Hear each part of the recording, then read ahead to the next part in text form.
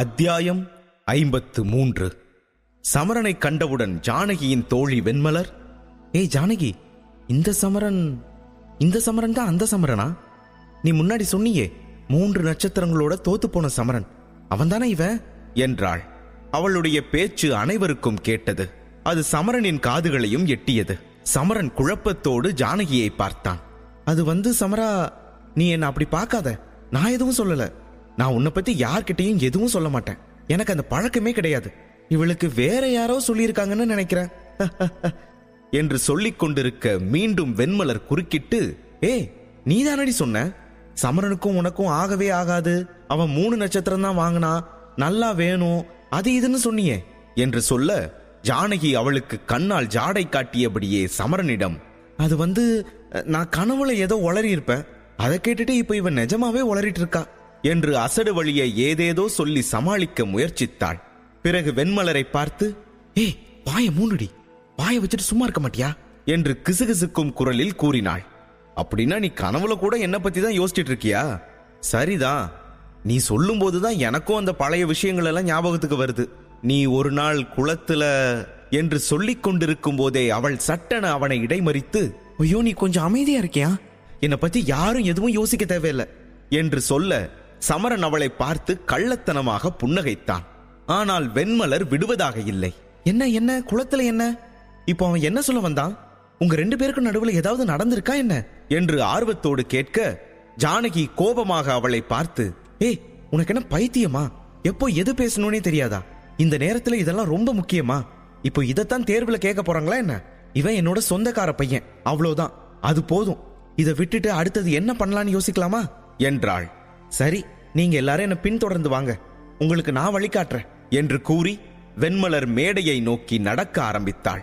அப்போது அவள் ஜானகியிடம், ஜானகி, நான் உன்கிட்ட ஒரு விஷயத்த சொல்ல மறந்துட்டேன். சேர்க்கை தேர்வுக்கு ரகோத்தமனும் என் கூட வந்திருக்காரு. அவர் இப்போ 4 நட்சத்திர தரத்தோட அபராஜிதன் ஆயிட்டாராம் என்றாள். அதுவரை சிரித்துக் கொண்டிருந்த ஜானகி சட்டென சோகமாகி கலக்கத்துடன், அவன் எதுக்கு இங்க வந்தான்? அவனெல்லாம் இங்க வரலன்னு யார் இப்போ அழுதாங்க என்று வெறுப்போடு கூறினாள். இது என்ன கேள்வி ஜானகி? அவர் கண்டிப்பா உனக்காக தான் வந்திருப்பாரு. இது எல்லோருக்கும் தெரிஞ்ச விஷயம் தானே. என்னவோ தெரியாத மாதிரி கேக்குறியே. வர்ற வழியெல்லாம் கூட ஜானகி ஜானகின்னு உன்னோட பேரை தான் சொல்லிட்டே இருக்காரமே.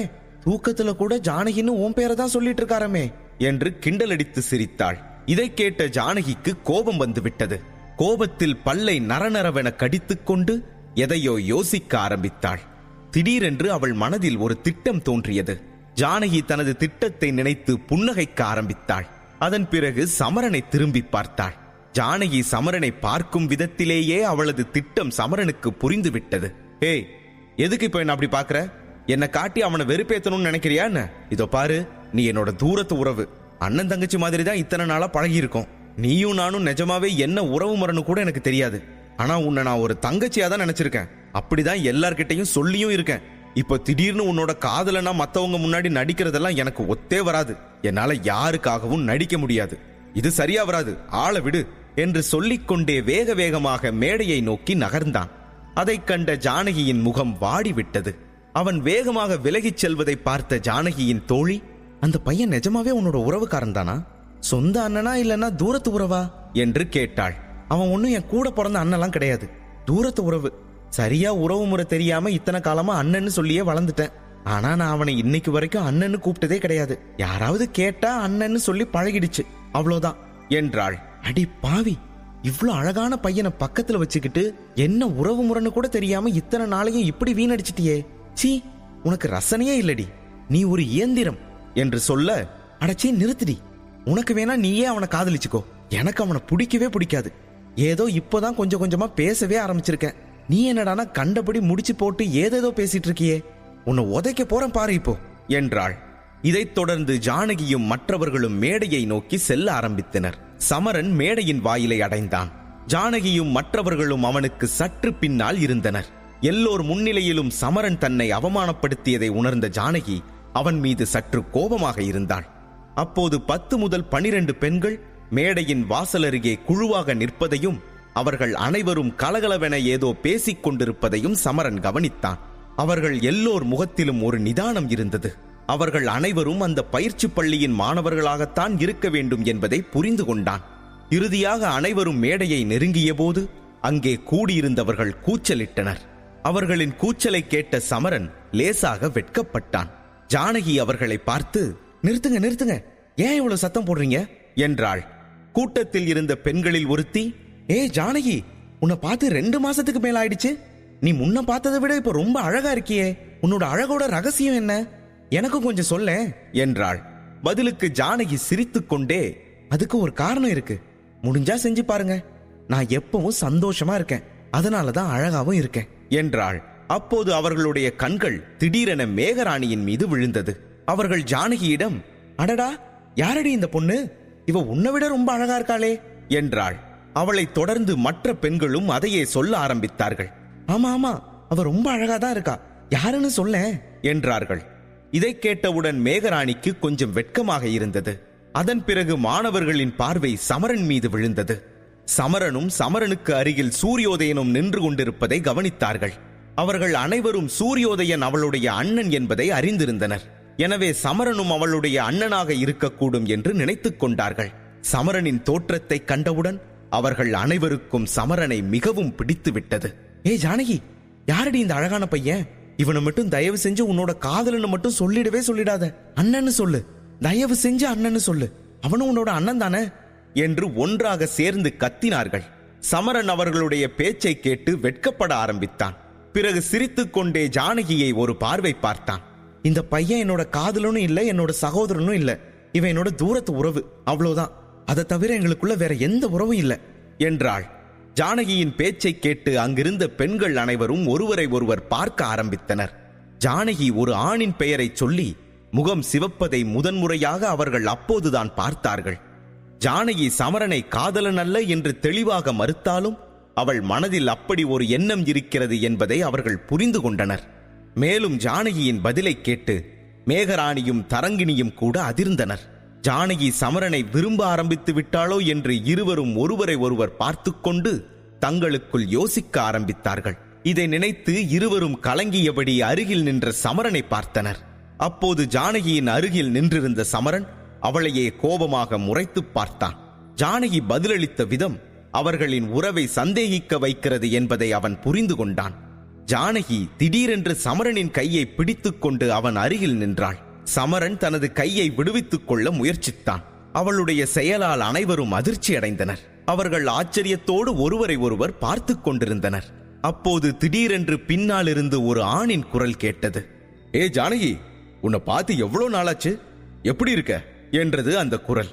அந்த குரலை கேட்டு எல்லோரும் சத்தம் வந்த திசையை திரும்பி பார்த்தார்கள். ஒரு உயரமான ஆண் சிரித்துக் கொண்டே அவர்களை நோக்கி நடந்து வருவதை கண்டார்கள். அவன் மிகவும் அழகாக இருந்தான்.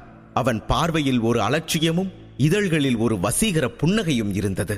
ஆனால் அவனுடைய புன்னகை அனைவருக்கும் போலியாக தோன்றியது. அவனை பார்த்த ஜானகி செயற்கையாக புன்னகைத்து, நான் நல்லா இருக்கேன் ரகோத்தமா, நீ சொல்றது சரிதான், நாம ஒருத்தர் பார்த்து ரொம்ப நாள் ஆயிடுச்சுதான் என்றாள். ரகோத்தமனின் கண்கள் ஜானகி இறுக்கமாக பிடித்திருந்த சமரனின் கையின் மீது விழுந்தது. இதை பார்த்த ரகோத்தமன் சட்டென ஆத்திரமடைந்து அதே கோபத்துடன் சமரனின் கண்களை பார்த்து கொண்டே, ஜானகி, என்ன உன் கூட வந்தவங்களுக்கு அறிமுகப்படுத்த மாட்டியா என்றான். தாராளமா, இது சூரியோதயன், என்னோட அண்ணன். அப்புறம் இது தரங்கிணி, என்னோட தோழி. இவன் மேகராணி. அப்புறம் இது இவன் பேரு சமரன். இவங்க எல்லாரும் சேர்க்கை தேர்வுக்காக வந்திருக்காங்க என்றாள். அதை கேட்டதும் ரகோத்தமன் சிரித்துக் கொண்டே, சமரன், நல்ல பேர். நீங்க எல்லாரும் சோதனைக்காக மட்டும்தான் இங்க வந்திருக்கீங்கன்னா நான் உங்களுக்கெல்லாம் ஒரு நல்ல விஷயம் சொல்லட்டுமா என்றான். அனைவரும் ஆவலோடு அவன் முகத்தை பார்த்து கொண்டிருந்தனர். அது ஒண்ணு இல்ல, கொஞ்ச நேரத்துக்கு முன்னால யாத்ராமா என்கிட்ட இந்த மாயாஜால படிகத்தை கொடுத்தாங்க. நீங்க விரும்புனா நீங்க எல்லாரும் அதை பயன்படுத்தி உங்க சக்தியை சோதிச்சு பார்க்கலாம். அதிக நேரம் காத்திருக்க தேவையில்லைன்னா இந்த படிகத்தை பயன்படுத்திக்கலாம் என்றான். இதை கேட்டதும் முதலில் ஜானகி தயங்கினாலும் பிறகு சம்மதிப்பது போல தலையை ஆட்டினாள். படிகத்தை பயன்படுத்த ஒப்புக்கொண்டாள். ஜானகி அனைவரையும் பார்த்து, நல்லா கவனமா கேளுங்க, இந்த படிகத்தை பயன்படுத்துறது ரொம்ப சுலபம். எல்லா சுற்றுகளையும் விட இதுதான் எளிதான சுற்று. நீங்க செய்ய வேண்டியதெல்லாம் ஒண்ணுதான்.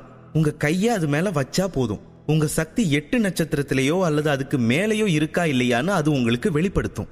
உங்களோட சக்தி 8 அல்லது 8க்கு மேல இருந்தா இது எரியும்.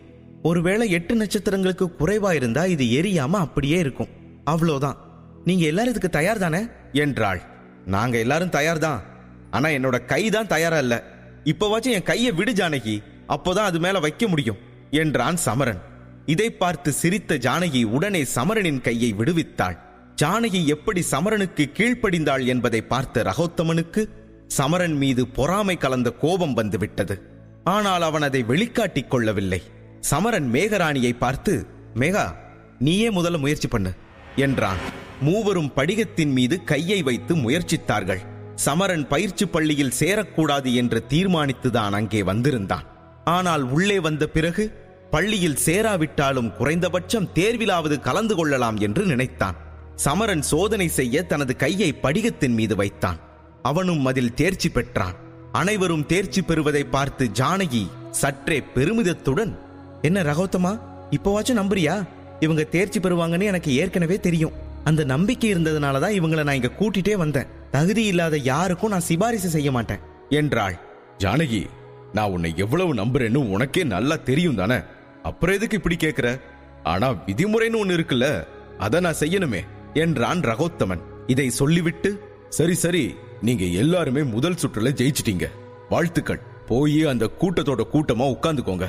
அரை மணி நேரத்துக்கு அப்புறம் அடுத்த சுற்று ஆரம்பமாகும் என்றான். அவன் வார்த்தைகளில் கனிவு இருந்தாலும் உள்ளத்தில் வஞ்சகம் இருப்பது அப்பட்டமாக தெரிந்தது. இதை கேட்ட ஜானகி கோபத்தில், ரகோத்தமா, நீ என்ன பேசுற என்று கத்தினாள்.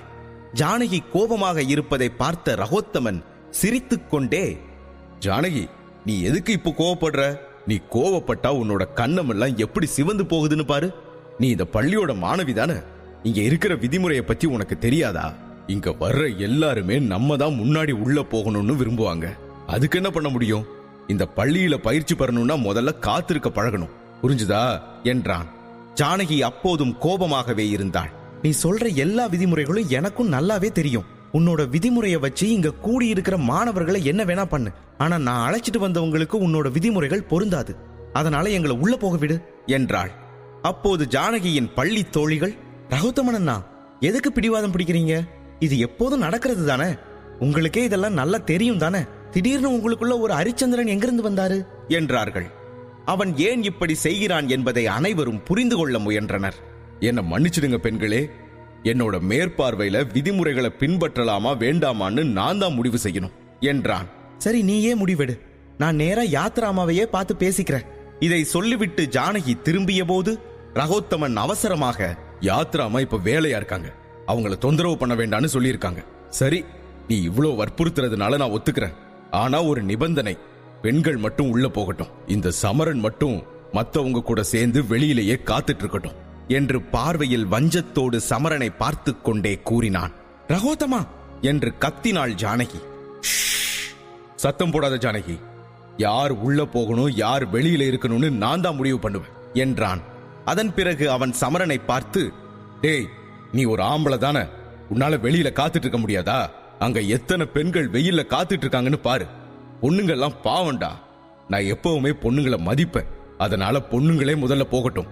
அவங்க தான் வெயில்ல கஷ்டப்பட்டுட்டு இருக்காங்க, நீ வேணும்னா அவங்களுக்கெல்லாம் அப்புறம் போ என்றான். தரங்கினி கோபமாக ரகோத்தமனை பார்த்து, டேய் பைத்தியக்கார பயலே என்று ஏதோ சொல்வதற்குள் மேகராணி அவள் வாயில் கை வைத்து சமாதானப்படுத்தினாள். அனைவரும் ரகோத்தமனை கோபமாக பார்த்தனர். அதிலும் ஜானகிதான் அதிக கோபத்தில் இருந்தாள். இதோ பாரு ரகோத், முடிவா சொல்ற, சமரன் எங்களோட சேர்ந்து கண்டிப்பா உள்ள வருவான். உன்னால என்ன செய்ய முடியுமோ செஞ்சுக்கோ. யாத்ராமா கேட்டா நானே பதில் சொல்லிக்கிறேன் என்றாள் ஜானகி. அப்போது சில இளைஞர்கள் அங்கே வந்து ரகோத்தமனிடம், என்ன என்ன ரகோத், எல்லாம் சரியா போகுதா? ஏதாவது பிரச்சனை பண்றாங்களா என்றனர். சமரன் மாவீரனாகும் தருணத்தை தெரிந்து கொள்ள உடனே பாக்கெட் எஃப்எம் டவுன்லோட் செய்து இலவசமாக கேளுங்க. போர் கண்ட சிங்கம் லிங்க் டிஸ்கிரிப்ஷனில் கொடுக்கப்பட்டுள்ளது.